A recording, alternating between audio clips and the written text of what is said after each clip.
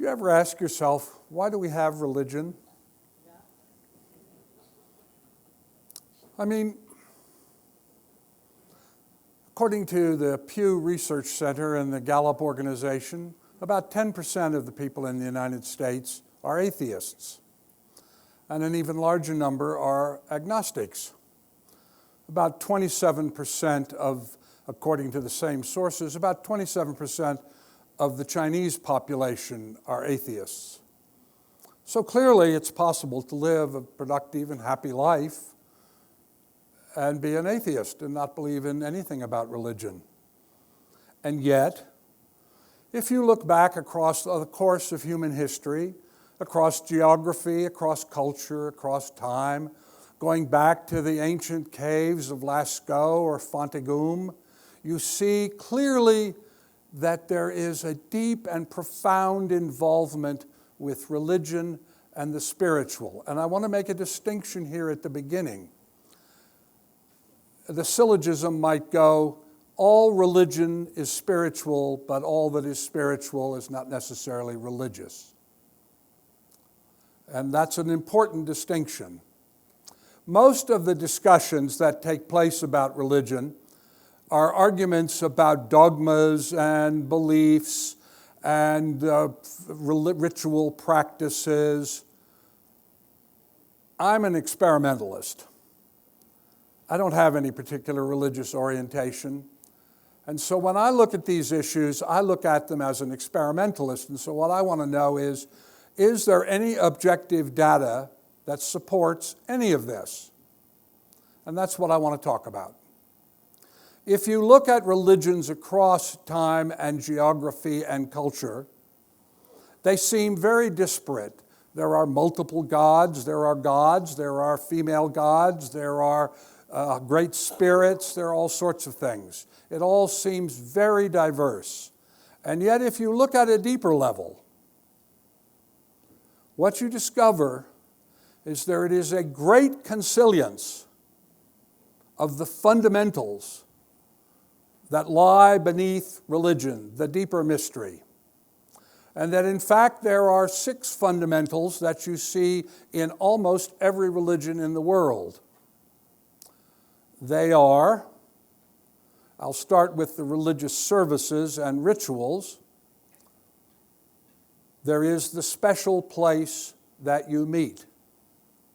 It's a church, it's a synagogue, it's a temple, it's an Etruscan oak grove. Why is it important that there be a special place? What is special about that? Is there any objective evidence that we can look at that can demonstrate either the validity or the superficiality of that? And the answer we find in the experimental evidence is that acts of intentioned observation produce an effect in the informational architecture in non-local consciousness that is represented by the physical presence of that special place. We know, for instance, in remote viewing, that it is easier to see Chartres Cathedral for remote viewers than it is a warehouse of the same size. Why is that?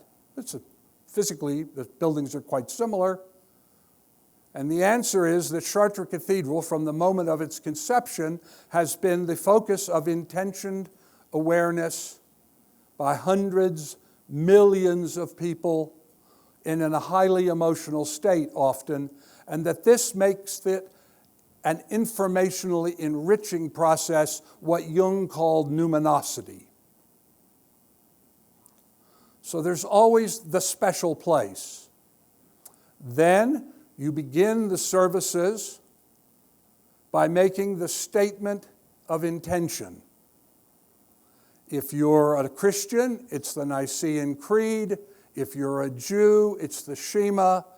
If you are a practitioner of voodoo, it is the invocation of the ancestral prayer. Why does that matter? And why does it occur again and again and again? no matter where you look. And the answer is that it creates a pulling together, a coherence of intentioned awareness. Now let's just think about religion itself. If you look at religions, what you discover is that they all begin, all the enduring ones, and I make a distinction between enduring religions and cults. All the enduring ones begin with an individual who has a non-local consciousness experience. Jesus is baptized by John, and he goes out into the desert and he awakens. He meditates and awakens. Siddhartha Gautama, the Buddha, goes to the hermitage of Vidyarkalama, and he is taught to meditate, and he awakens. Muhammad goes to the sacred cave Hira near Mecca, and he awakens in meditation. So the commonality of this is, first of all religions begin because a single individual has a non-local consciousness experience. Their experiences are quite different. They're culturally mediated, as just exactly what we see in remote viewing research, but there is that experience. So non-local experience alone is not enough. It requires something else. It requires a kind of consilience.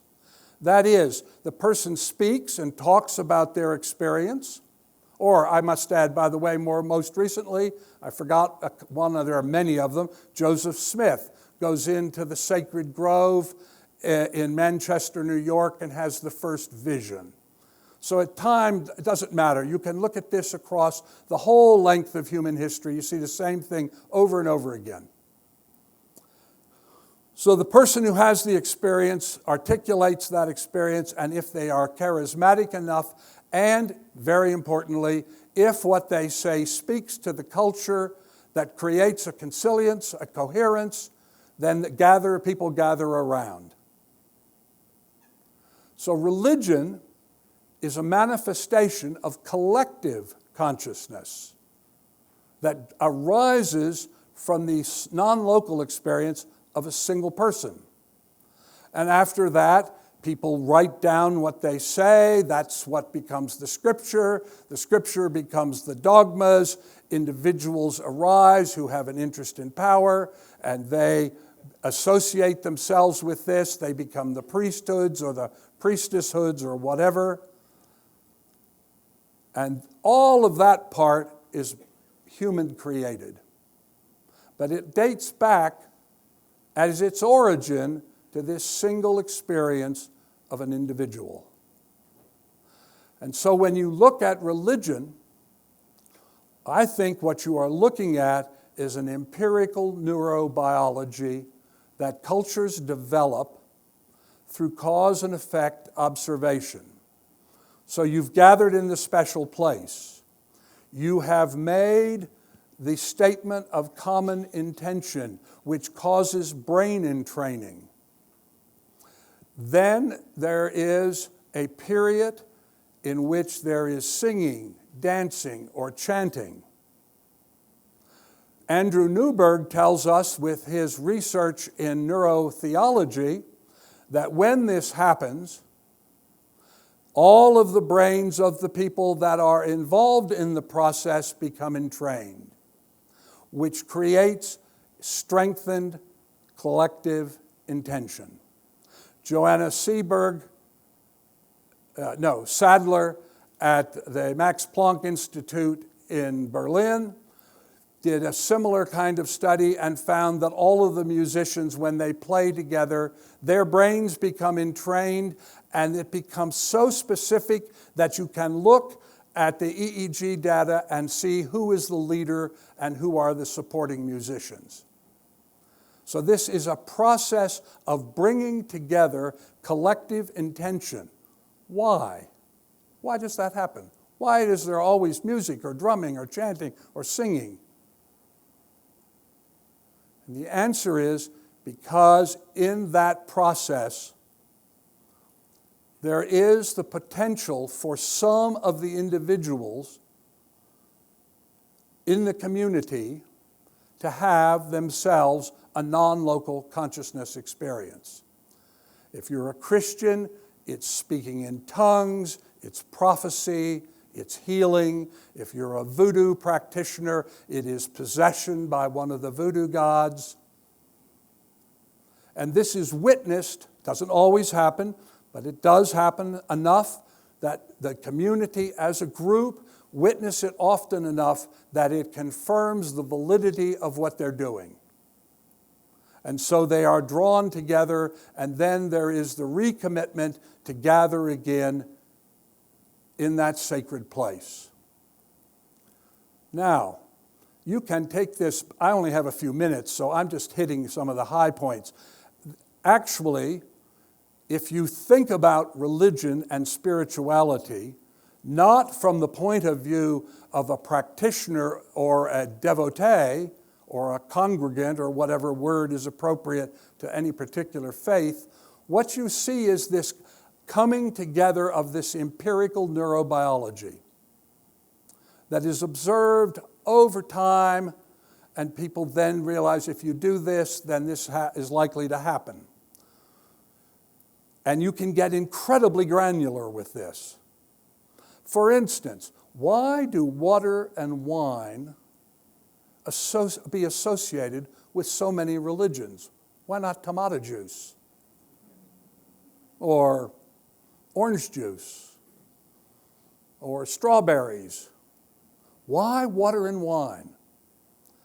And the answer is, when you look at the experimental data, and here I'm speaking about an experiment that I carried out, if you look in healing, for instance, we had people do healing while they had little sealed vials of water on the palms of their hands. And we put another secret little vial, which nobody knew about, in the room where it was happening. And we had another control vial that was in another building altogether. The technique was infrared spectrophotometry, multiple internal reflection. We're looking at a very particular predicted, the hypothesis was very specific, it was not a fishing expedition. And what we discovered was two things. When we organized it, I thought, because like many people at that time, the idea was the longer the healing went on, the greater the effect. So we had a 5-minute bottle, a 10-minute bottle, and a 15-minute bottle. And the presumption was that the 10-minute bottle would be better than the 5, and the 15 would be better than the 10. Sorry, didn't happen. There was no difference that was statistically significant. It was within error bars of the 5, 10, and 15-minute bottles. But the bottles did, in fact, that were on the palms of the hands of the healers, who did everything from channeling space people to fundamentalist Christian healing. The bottles that were on the palms of their hands did, in fact, show a very particular change in the structure of the water.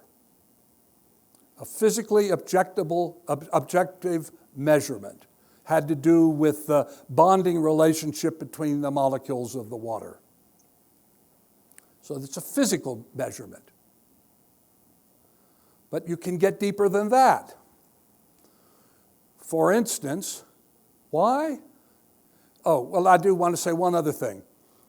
If you look at all of the ceremonies that are in all of the religions about water, what you find is what changes the water is the intention backed by the collective intention of the community to focus on the water by a person who is the representative of the divine. The priest blesses the water. You have holy water. What makes it holy? Well, it's usually discussed in the psychological or sociological or anthropological literature as a faith issue. But in fact, as this experiment showed, there is an actual change in the structure of the water. But you can go deeper than that. Let's take wine. Why does wine appear in all of these services? I've really got to move very quickly then. The thing that I'm sorting out as I'm going along here is I want to really leave you with the idea there is a lot of objective, experimental, it has nothing to do with religion, it has nothing to do with the belief of the experimenter. There is a lot of objective information that is telling us that this process that is going on, let me deal with wine very quickly, because wine has always had a psychoactive aspect. Everybody from the beginning knows about wine. Wine appears in about 7,000 BCE in China, in the Yellow Valley area. But it appears over and over. Dionysius and wine, this goes on and on and on. So I did a wine experiment. That is, I took a bottle of a 750 milliliter bottle of wine. I split it in two 375 milliliter bottles, and I gave these bottles, I took one of the bottles to a group of meditators. I asked them to focus on it for 20 minutes and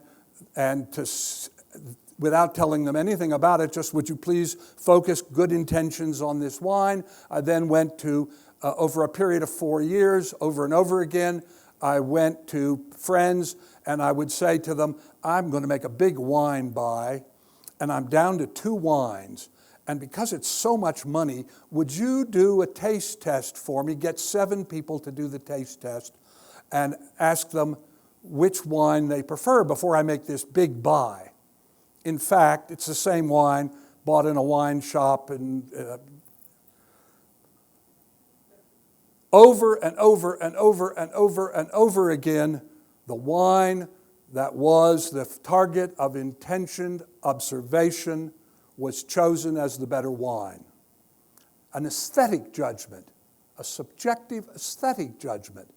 Dean Radin carried out a series of experiments in which he had Buddhist monks focus on some chocolate, controlled chocolate, treated chocolate. He then asked people to eat the chocolate and to report changes in mood. Aesthetic, subjective judgment. So it's not just the objective change, but there's something going on that changes the way people react to this. He then did this again with oolong tea, same kind of thing, and found that there was a difference. But it goes deeper than that. Rupert Sheldrake came up with the idea of morphic fields, and he had organized an experiment in which people learned Japanese nursery rhyme. There was a real rhyme and a fake rhyme, and the question was which could be learned easier, and the rhyme that was the real rhyme was learned easier than the fake rhyme. Gary Schwartz took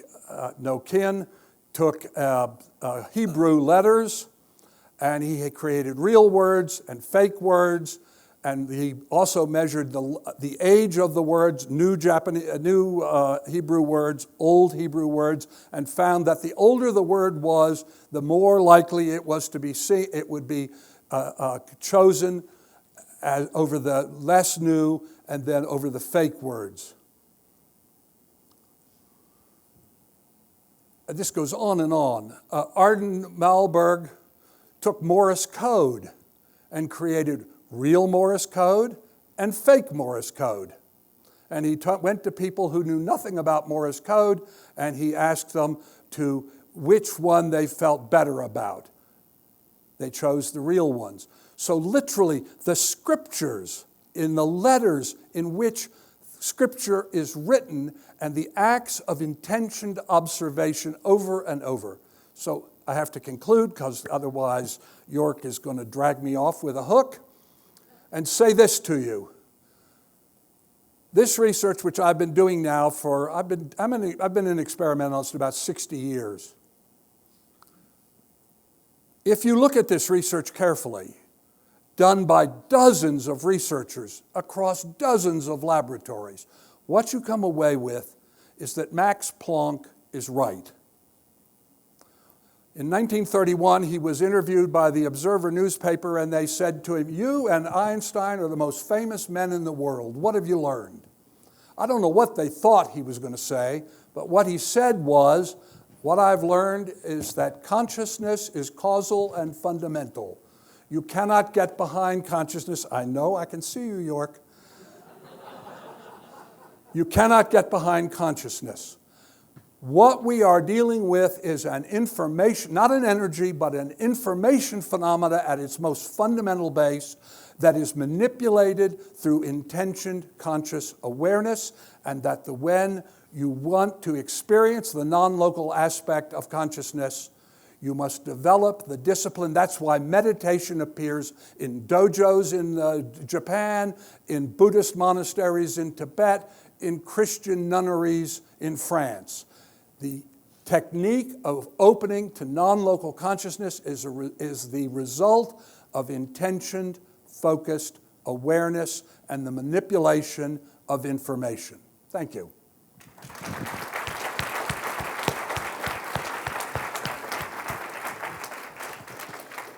We do have a few minutes for questions, but I would like to use the privilege of the mic for a moment to simply comment. As a practicing Wiccan, I note that what Stephen Schwartz has just told us about invoking non-local consciousness is almost word for word what many of my teachers have told me about how to work ritual to invoke spiritual power. Thank you for that talk. I once heard you very eloquently on Coast to Coast AM debunk the so-called muscle pump test that you see everywhere in New Age circles, and I've seen it even used as a demonstration at SSE, and I tried to persuade, as an English major, the scientists how this is, if there's any validity to double blind, this is like the opposite. This is the most fallible test you could possibly have. So I'm wondering if you could repeat any of that, but also, is there any form of dowsing or any form of technology, wouldn't be scientific, but that would, unlike the muscle pump test, help somebody augment their intuition to choose between choices or to discover what's the right medicine and that kind of thing? Okay, very quickly. You got to do this really quickly. I feel like I'm running to the subway or something. The test, what he's talking about is, I did another study because a friend of mine asked me, what do you know about muscle testing? Applied kinesiology, as it's called. And I didn't really know anything about it. I'd seen it done, whatever. So I did a test, and I published a paper. It's published in Explore. You can go up on academia.edu or ResearchGate, get all my papers, just search on my name, and this paper's there, so I won't go into much. But I will say that we did this test under extremely rigorous double-blind conditions, and it failed. It's the only experiment I've ever done that failed. It didn't work. And so I have to tell you, do not make major, on the basis of that, I would not make a major health decision on applied kinesiology. However, I would observe that this is a generality and that certain individuals use the ritual of applied kinesiology to open themselves to non-local consciousness, and that it may work for them personally. Okay, now what was the other thing you asked me? What would work? Oh. There are any number of things that will work. That's the point. It doesn't matter what the ritual is. All that is required is that the ritual allows you to attain and sustain intentioned, focused awareness. There is no signal. I did another experiment in a submarine to see if any of this was electromagnetic. It's not. That's a whole other story.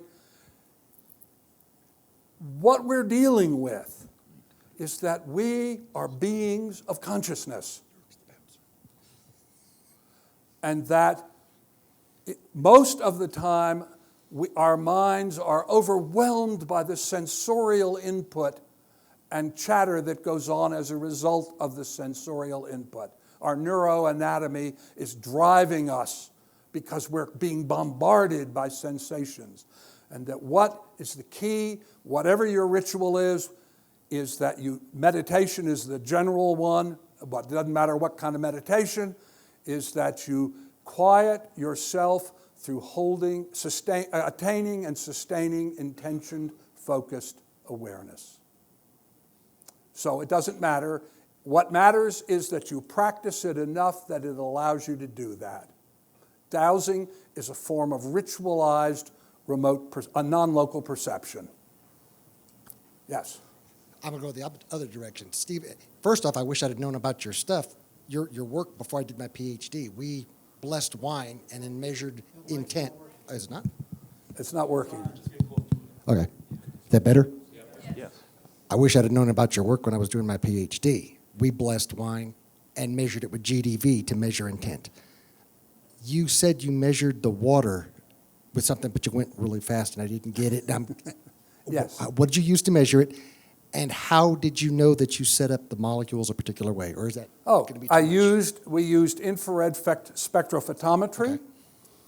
Okay. I always believe, I know lots of people here feel very tentative about going to people.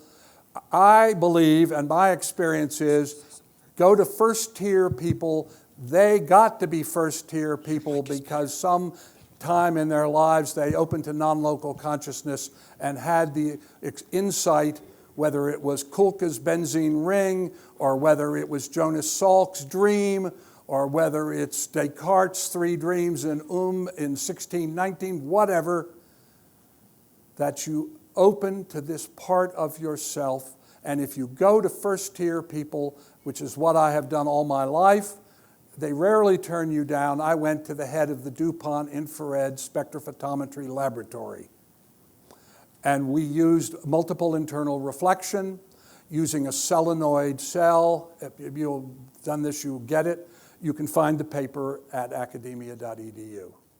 Yes, sir. Okay, although what you say about the informational power of the structured, formal place of worship makes perfect sense. Having said that, we looked at religiosity and spirituality in Alzheimer's disease and looked to see what would slow the decline, or what would slow the progression. And we found that it was private religious practices outside of a structured place and spirituality. But going to a place of worship didn't work. Oh, yes. I didn't say you had to go to the place. What I said was, this is an empirical neurobiology. And that if you come to recognize that this special place, and you believe that, it makes a difference. But it's entirely possible to develop a practice in your own life. And in fact, there are countless stories of people who we think of as saints or beatified people who do exactly that. They go into seclusion someplace and they practice this and they change their health. Yeah, but the point is that going to those places didn't actually work. It was other things. Well, no, I would say to you that I don't know the places you picked. I don't know how long you spent there. I mean, we'd have to sit down and do the I'll protocol. talk to you about it. Okay. And with that, let's thank our speaker and